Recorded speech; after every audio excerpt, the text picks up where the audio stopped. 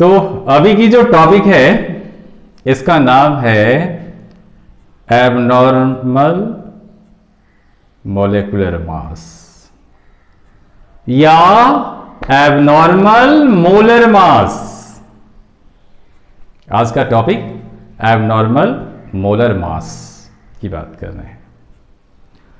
तो क्या बात होती है कि भाई जो एबनॉर्मल और नॉर्मल में क्या डिफरेंस है, पहले ये जान लेते हैं।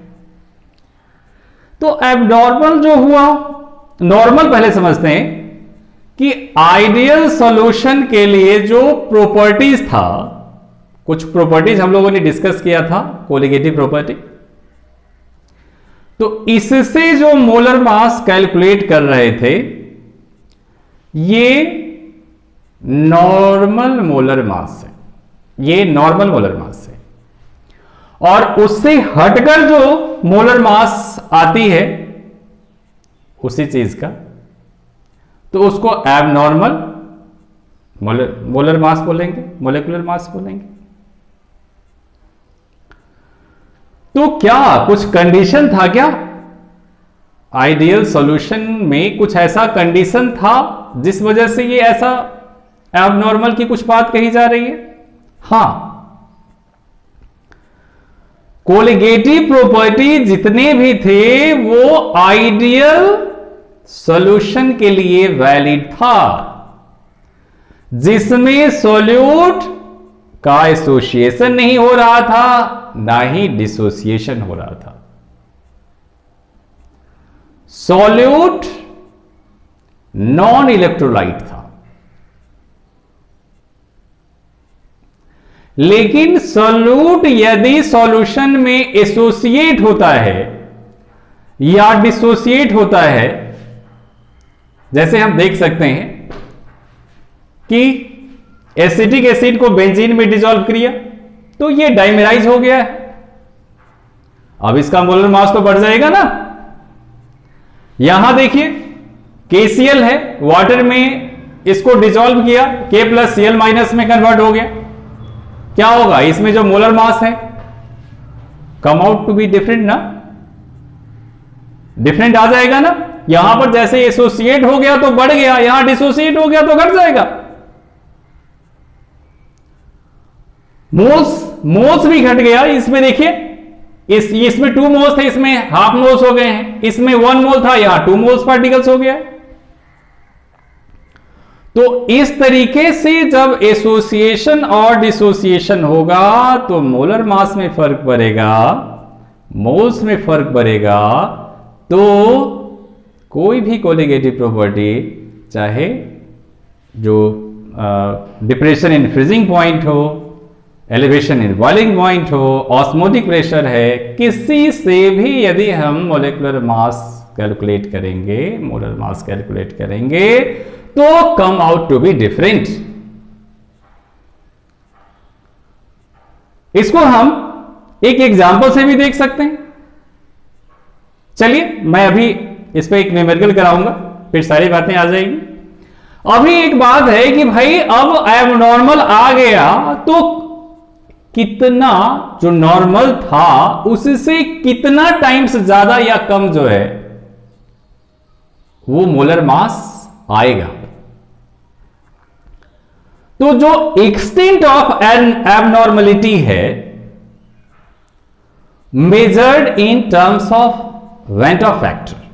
वेंटॉफ ने अपना एक फैक्टर दिया था जिसको I से डिनोट करते हैं। तो extent of abnormality measured in terms of van't Hoff factor, उसके टर्म में हम फाइंड आउट करते हैं।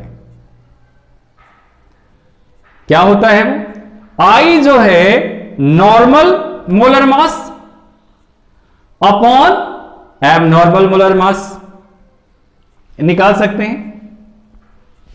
Observe colligative property upon calculated colligative property, total moles of particle after association और dissociation upon number of moles of particle before association और dissociation. इससे हमें क्या करना है कि I की वैल्यू फाइंड आउट कर लेना है। और यदि जो इलेक्ट्रोलाइटिक यदि सॉल्यूट यूज कर रहे हैं जिसमें एसोसिएशन और डिसोसिएशन हो रहा है, तो उसमें जितने भी कोलिगेटिव की प्रॉपर्टी की जो फॉर्मूला थी वो चेंज हो जाएगा। यानी डेल्टा टीएफ था, केएफ इंटू एम हुआ करता था, तो अब डेल्टा टीएफ क्या होगा, I into KF into M. Delta TB पहले नॉन इलेक्ट्रोलाइट के लिए डेल्टा टीबी जो था केबी इंटू एम हुआ करता था। अब डेल्टा जो टीबी है वो आई केबी इंटू एम हो जाएगा। पहले ऑस्मोटिक प्रेशर नॉन इलेक्ट्रोलाइट के लिए पाई इक्वल टू सीआरटी हुआ करता था, अब वो क्या हो जाएगा, pi equal to i CRT हो जाएगा। और आई की वैल्यू हम ऐसे कैलकुलेट करते हैं। तो चलिए इसमें आप लोगों ने क्या देखा कि एबनॉर्मल मोलर मास क्या होता है।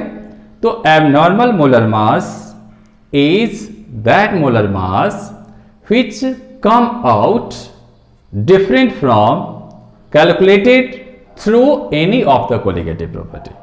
किसी भी कोलिगेटिव प्रॉपर्टी से जो आपने मोलर मास निकाला था, यदि वो डिफरेंट आता है तो उसे एबनॉर्मल मोलिकुलर मास कहते हैं, और extent of abnormality measured in terms of I, जिसको हम रैंडसम फैक्टर कहते हैं। Very clear. अब आई से भी पता चल गया कि कितना मोलर मास में चेंजिंग होगा या नहीं होगा। चलिए एक काम करते हैं कि एक कोई एग्जांपल लेते हैं और इसके बाद उस पर देखते हैं कि क्या चेंजिंग आती है। मोलर मास जो है यदि एसोसिएशन या डिसोसिएशन होता है तो मोलर मास में कैसे चेंजिंग होती है, इसको देखते हैं। चलिए हमने एक एग्जांपल लिया कि freezing point depression 0.1 molar solution of acetic acid in benzene is 0.256 kelvin, इतना है freezing point depression. Delta TF की वैल्यू दिस मच दे रखा है और मोलरिटी 0. इतना दे रखा है, and KF of benzene solvent का 5. बेंजीन का जो है 5.12 किलो केल्विन केजी पर मोल दे रखा है। क्लियर।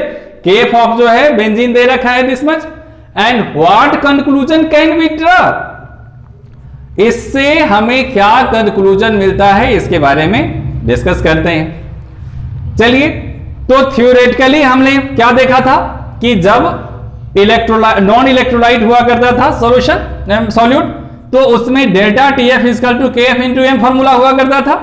केएफ की वैल्यू हमें 5.12 दे रखा है एंड मोलरिटी भी 0.1 दे रखा है, दिस विल 0.512 केल्विन हो गया, डेल्टा टीएफ आ गया। लेकिन एक्सपेरिमेंटल जो डेल्टा टीएफ की वैल्यू है वो क्या है, 0.256 केल्विन है एक्सपेरिमेंटल। ये तो हम राउल्ट्स ये जो हमने कैलकुलेट किया है, हम कोलिगेटिव प्रॉपर्टी से कैलकुलेटिव प्रॉपर्टी कैलकुलेट कर रहे हैं, और यहां जो है एक्सपेरिमेंटल दे रखा है। तो आई हमने क्या देखा कि observe colligative property upon theoretical colligative property, तो ये 0. एक्सपेरिमेंटल जो है ऑब्जर्व होता है 0.256 अपॉन 0.512 1/2 आ गया। एंड ये कैलकुलेटेड मोलर मास जो नॉर्मल हम कह रहे थे ना, और upon observe molar mass abnormal molar मास। तो इस टाइप से ऑब्जर्व मोलर मास से भी हम निकालेंगे तो calculated molar mass upon I हो जाएगा। यहां से ये आई जो है नीचे आ गया, और मोलर मास जो है हमने जो निकाला था किसका, एसिटिक एसिड का वो 60 था, एंड ये जो आई है आई 1/2 आया था, इसकी वैल्यू पुट कर दिया 120 ग्राम एसिटिक एसिड का जो मोलर मास आया 120 ग्राम, जबकि जो है हुआ क्या करता था 60 ग्राम आ गया ना, यानी ट्वाइस हो गया उसका मोलर मास। क्लियर। तो इसे कहते हैं एबनॉर्मल मोलर मास। जब सॉल्यूट अंडरगो एसोसिएट होता है, डिसोसिएट होता है, तो जो मोलेकुलर मास, मोलर मास जो हम फाइंड आउट करते हैं वो कोलिगेटिव प्रॉपर्टी से डिफरेंट आ गया। इस तरीके से आपने प्रूफ के साथ देख लिया कि कैसे जो है एब्नॉर्मल मोलर मास निकलता है। चलिए, थैंक्स फॉर वॉचिंग।